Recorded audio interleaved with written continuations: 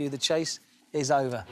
Little did national treasure Bradley Walsh know that for me, the chase was only just beginning. I left that studio and vowed I would one day return. It wasn't going to be easy, but I had a plan. I knew the only chance of appearing on the chase again was if I were to appear on a celebrity special. I ran through my options of how I could become a celebrity. I didn't have the voice to become a singer, the skills to become an actor, or the influence to become an influencer. Besides, I needed to be unassuming, low-key, and with a weird sense of desperation to please people. So I settled on comedian. Over the next few months, I worked the open mic circuit. I entered comedy competitions, winning one that got me signed by a comedy agent.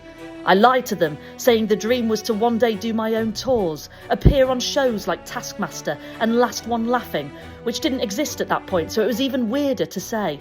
But really, my only goal was to get back on the chase.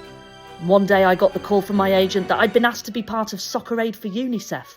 I was delighted, of course, and I had the most incredible weekend, even momentarily being distracted from my chase of the chase.